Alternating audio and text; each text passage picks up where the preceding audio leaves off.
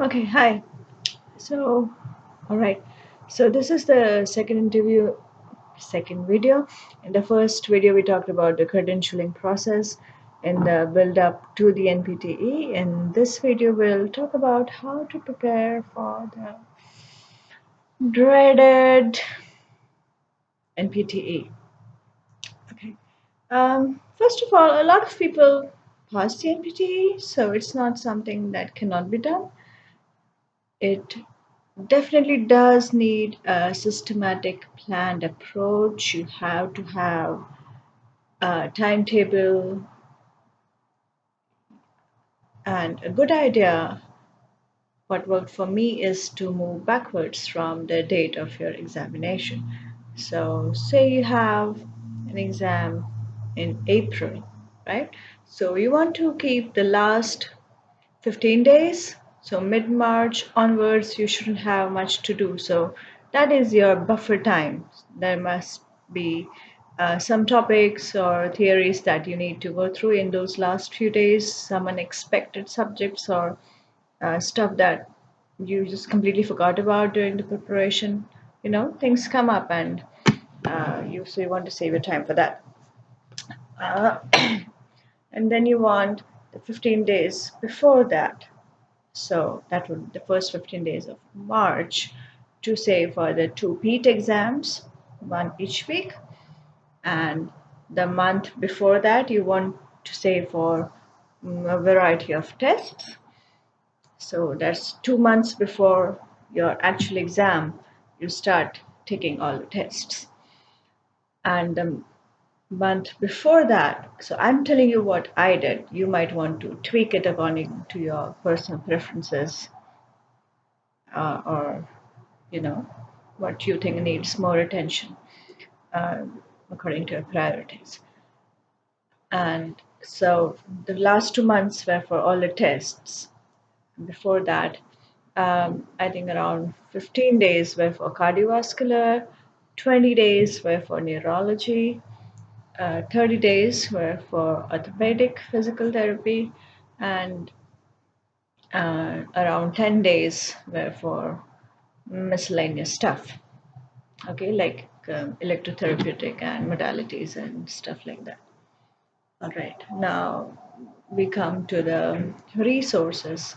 So, if you go to the FSBPT website, and you should go because they have a whole page where they have listed all the resources or books that you need to read to prepare for the NPTE. Now, that can be a bit, oh my god, overwhelming because there's no way you can read all of this stuff, right?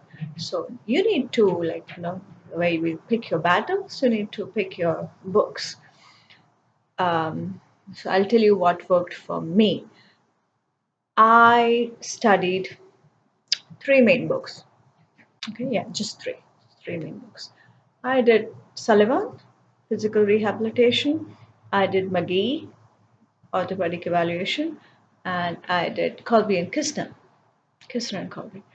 Okay, these were the three main books. Besides these, I also had the therapy ed book and the score builders books, the review books, and test questions. Okay, so these are the three textbooks and the two review books that helped me through this. There are lots of books available in the market and online, and it's very easy to get carried away, trying to order random books and trying to read all this different stuff. But what really works during preparation for the NPTE is that whatever you do read, you're good at it. Don't just skip through stuff and, just flip the pages. And just because you read about a topic doesn't know that you know everything regarding the topic, Okay, like I read about Duchenne muscular dystrophy. Yeah, I remember reading Duchenne muscular dystrophy, but if you have a case, a real person with DMD, then you should know what would be the probable signs, how you would diagnose that, what would be the prognosis, expected prognosis, what would be the um, physical therapy rehabilitation part of it. Okay, all right. Now let's. So I gave you the books that I read. And now how did I prepare? So let's break it down into the three main parts: musculoskeletal, neurology, and cardiopulmonary. You do want to stress these three areas as much as you can, which doesn't mean that you shouldn't read any of this stuff. As I said, I did keep 10 to 15 days for the rest of it. Okay, but you do want to make sure that you prepare these three major topics as thoroughly as possible. Okay. Uh, And again, FSBPT, again, we'll just come to this. FSBPT is a good site also because it explains how the NPTE is developed, their general philosophy, what they are trying to achieve through the exam, uh, what is their thought process behind making of these exams, and that gives you an idea about the type of questions that they might ask, what they're really looking for. So they don't want you to know the course of a nerve from end to end. It passes beneath this muscle around that bone, through that joint, and splits the two muscles and moves through that. No. What it does want you to know is which muscle it supplies, what happened if it weren't working, how would you diagnose if you didn't know that this nerve was injured by looking at the patient, how would you come to know that what's the problem that's going on, how would you treat that, so that kind of thing. Okay. um, that is not to say that anatomy is not important, but uh, what I mean to say is to not go for just memorizing information. Okay, information and knowledge, though they seem to be related complexly, knowledge is how you apply your information. You know all this stuff, and it's fine and essential even, but how you are going to go and use that knowledge in real life situations. That is what the NPT is all about. So just knowing stuff is not enough. Okay, so let's go first to the orthopedics part. So I divided orthopedics into joints. Okay, so I had shoulder, elbow, hand and wrist, hip, knee, ankle and foot, cervical spine, lumbar-thoracic spine, and then beside the TMJ, of course, and then all the other uh, conditions such as osteoarthritis, rheumatoid arthritis, and all the other stuff. Okay. Now, all the body areas or joints you will find described in great detail in both the books, Kisner and Colby and McGee. So, say you start with the shoulder joint, you go through the anatomy, which are the joints, what are the what's the kinesiology or the kinematic movements, what are the glides, when the shoulder goes to flexion, which direction should the joint glide, stuff like that. What are the muscles that move the shoulder? What's the nerve supply of these muscles? What happens when things go awry with the nerves? What happens in different uh, conditions around the shoulder, such as if you're having slouched posture, how does that affect? There's okay, this pec minor goes tight and the retractors are stretched and they become big, stuff like that. So you get an idea about the shoulder. Then you go to the different conditions that affect the shoulder. So you go through all the tendinitis, you go through the dislocations, all the fractures around the shoulder area. You go through the major surgeries. You go to the arthroplasty, shoulder arthroplasty, rotator cuff repairs, slap, lesions, and all this stuff. Okay. Then you go pick up your McGee and you go through all the tests. How do you differential diagnose the various conditions? So which test tells you what? Once you're done with that, you open your Kisner and Colby and you see the rehabilitation part of it. So you may want to start from general rehab, general exercises for the shoulder, what they do, how they help. Uh, then go on to each major surgery or post-operative scenario. So if someone had a fractured clavicle, how would you treat that? How would that be different from someone who had a fractured humerus? Stuff like that. Once you're done with the whole shoulder, you move on to the next body part. So when you make your timetable, you have an idea that, okay, shoulder is a major joint. There's a lot of stuff to study in the shoulder. So you want to say like 3 to 4 days for the shoulder, maybe 2 days for the elbow. Hand again, you might want 2 to 3 days for the wrist and hand if you're doing all together. And so that's how you make your timetable.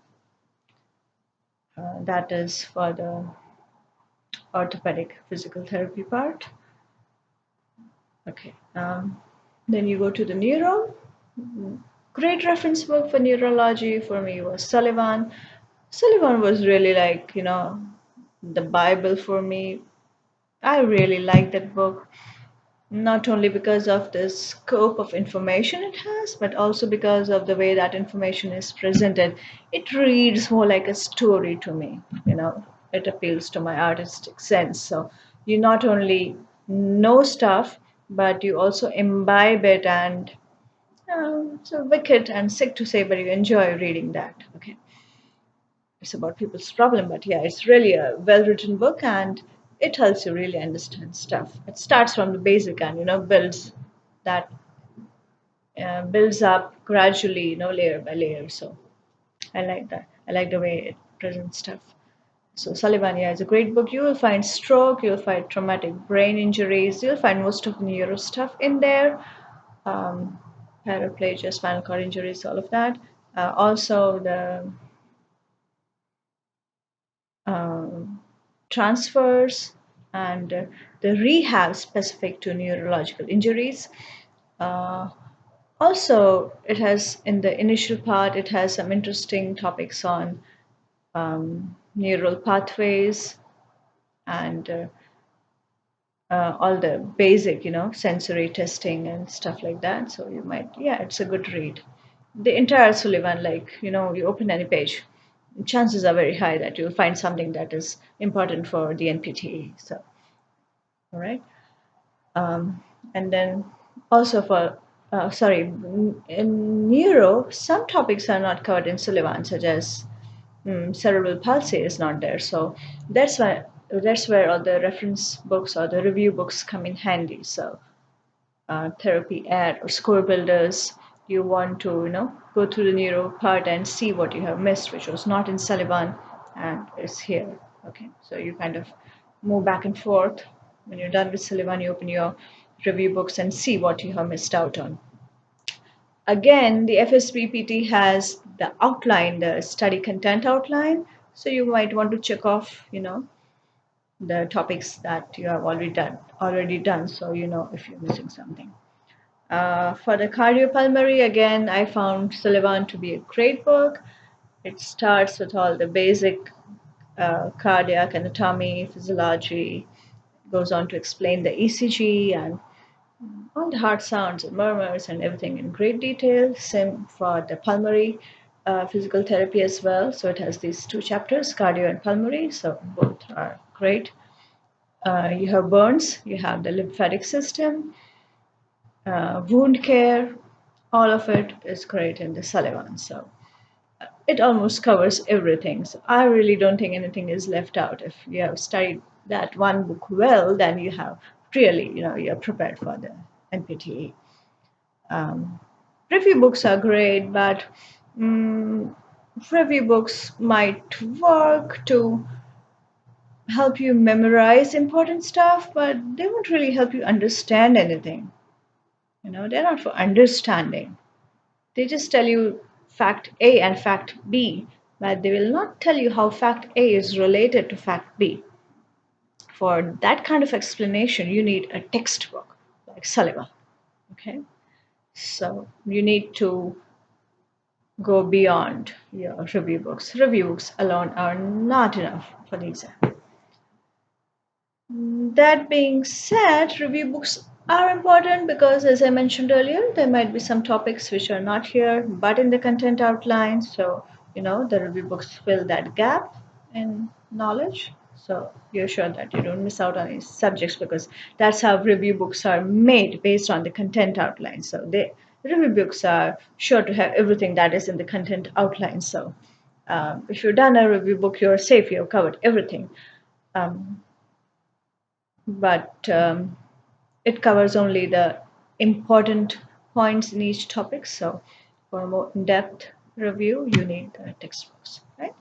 So yeah, it does sound inadequate that I should consult only three textbooks, but three textbooks are really, if you know that amount of information or knowledge well, then that should help you. That goes a long way.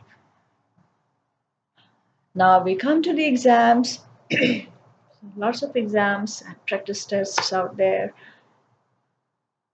Score builders and therapy ads both have CDs, and they have these timed tests which are great.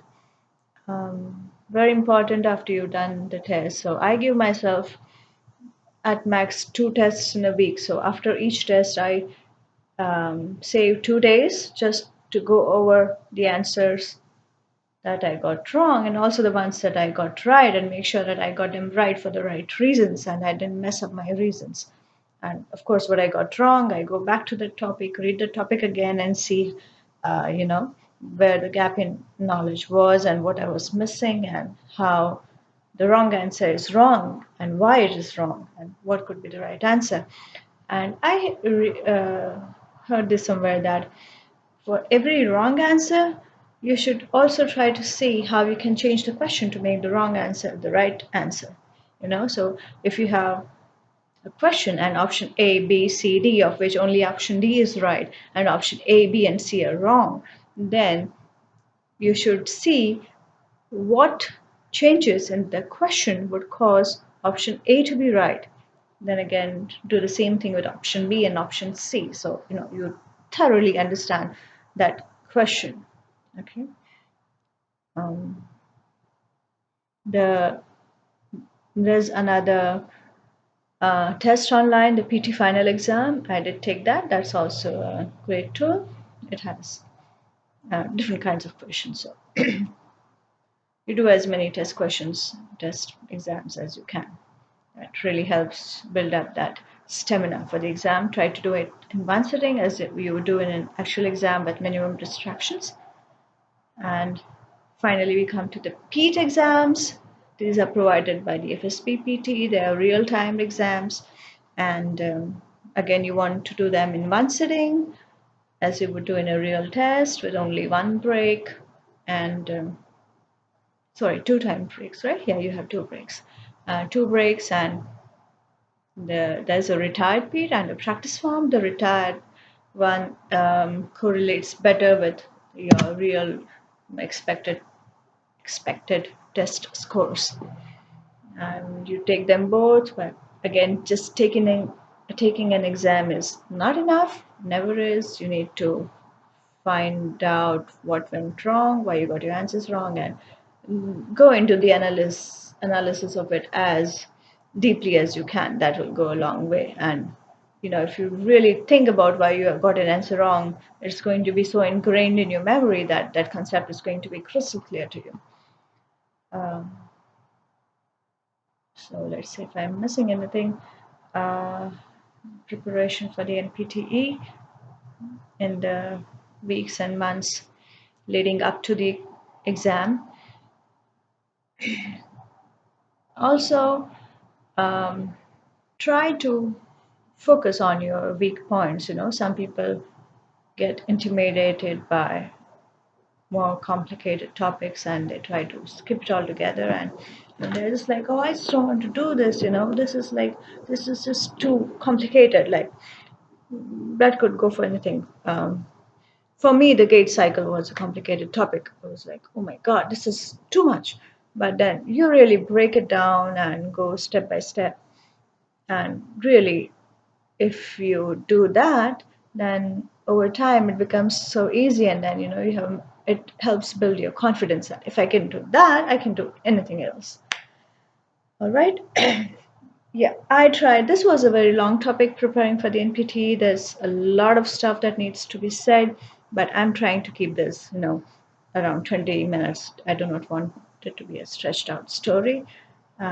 Again, this is new to me, making videos and YouTubing. I'm just trying to help people make the most of the information that I have and utilize the experiences that I have to their own advantages. So, thanks, guys, for watching, and um, I hope someone somewhere benefits from this. Yeah, even if one person does, my job is done.